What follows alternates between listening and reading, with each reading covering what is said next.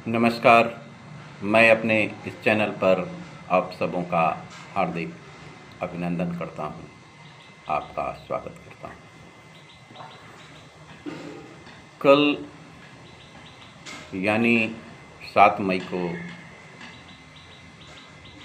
बिहार में सम्राट चौधरी मंत्रिमंडल का विस्तार हुआ।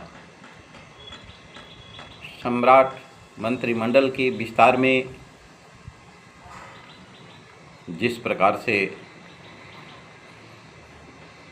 पूर्वी चंपारण के जनता के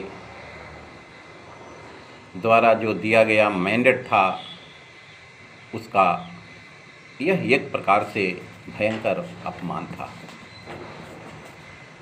और मैं निश्चित रूप से यह बात कहूँगा कि पूर्वी चंपारण की जनता अपने इस अपमान का निश्चित रूप से प्रतिकार करेगी, निश्चित रूप से अपने इस अपमान का बदला लेगी। मैं आप सबों के समक्ष यह बड़ी ही निर्भीकतापूर्वक कहना चाहता हूँ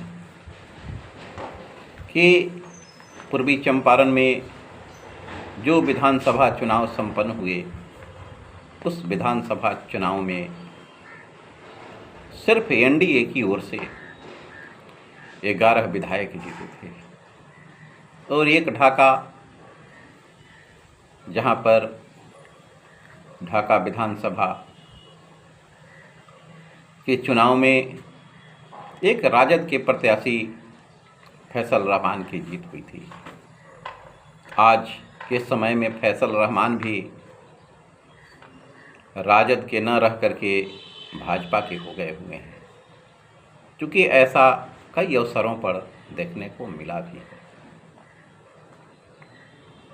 इसलिए हम लोगों को यह बात कहने में कहीं भी कोई गुरेज नहीं है कि पूर्वी चंपारण की जनता ने जो नीतीश कुमार और नरेंद्र मोदी को जो वोट दिया, वह उसका सम्मान नहीं कर सके। पिछले चुनाव में यहाँ की जनता ने सभी सीटों पर एनडीए गठबंधन को जीत दिलाई, लेकिन पूर्वी चंपारण को जब हिस्सेदारी की बात आई तो यहाँ पर एक भी किसी भी विधायक को मंत्री नहीं बनाया गया। यह अपने आप में एक प्रश्न चिन्ह खड़ा करता है। आज के समय में जब सभी जिलों की प्रतिनिधित्व की बात आती है, तो पूर्वी चंपारण कैसे सम्राट चौधरी के मंत्री पद से बाहर हो गया, ये बड़ा ही विचित्र घटना है। राजू तिवारी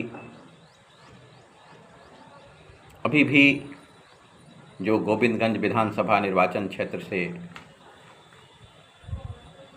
चिराग पासवान के पार्टी से जीते हैं, कम से कम उन्हें भी बनाया जाना चाहिए था।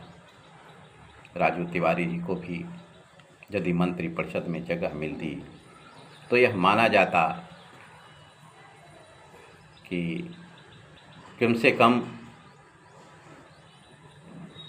चिराग पासवान के दबाव में ही उन्हें मंत्री बनाया गया। कम से कम चंपारण की एक हिस्सेदारी भी बनती और चंपारण के लोगों को कहने में भी इन सभी पार्टियों को अच्छा लगता।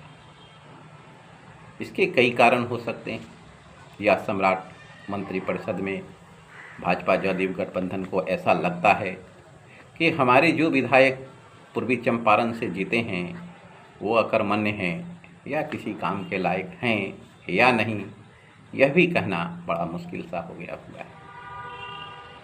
मैंने टीवी पर नीतीश कुमार के पुत्र, बहुत बड़े समाजवादी नेता थे नीतीश कुमार, 20 वर्षों तक बिहार के मुख्यमंत्री का दायित्व संभाला, लेकिन जाते जाते पुत्र मोह में ऐसे फंसे कि अपने इस पुत्र को राजनीति में स्थापित करने के लिए खुद को बलि का बकरा बनना स्वीकार किया और आज उनका बिहार की ज़मीन पर किसी भी प्रकार का कोई राजनीतिक अस्तित्व दिखाई देता प्रतीत नहीं हो रहा।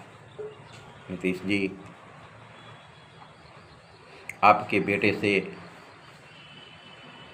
बिहार में बहुत ऐसे लोग हैं जिनके बेटे अच्छा तरीके से बिहार की सेवा करते हैं, उनकी भी सुधि लेनी चाहिए थी। लेकिन पुत्र मोह का यह जंजाल बिहार ही नहीं है, उत्तर प्रदेश तो इसका और भयंकर उदाहरण है। पश्चिम बंगाल में भी देखिए, ममता बनर्जी और उनके भतीजे अभिषेक बनर्जी। जम्मू कश्मीर में जाइए तो देखिए वहाँ भी राजनीतिक घराने हैं। राजस्थान में भी देखिए तो वहाँ भी, तमिलनाडु का तो जीता जागता उदाहरण इस परिणाम में सामने आया है कि वहाँ की जनता ने पहली बार एक वंशवादी नेता को पराजित करके एक कार्यवादी नेता, जिसको हम लोग कार्य के आधार पर विजय, तमिलनाडु में अपना परचम लहराया है। पश्चिम बंगाल को ही लेते हैं, आसाम को भी लीजिए। आसाम के अलावा आंध्र प्रदेश में जब चलते हैं तो वहाँ भी यही स्थिति है। सिर्फ नेताओं के बच्चे ही नेता बनेंगे, दूसरे के लोगों के लिए ये नेता लोग, जो कामिल है, जो बिहार की सेवा अच्छा तरीके से कर सकता है, उसको नहीं आने देने के लिए कि काबिल लोग आएगा, बिहार का विकास करेगा, देश का विकास करेगा। और ये लोग रहेंगे तो हम लोगों का अपना राजनीतिक चलता रहेगा, जनता जाए बाहर में, इससे किसी को कोई मतलब नहीं। इसलिए अभी भी समय है, चेत जाइए, वरना समय आपको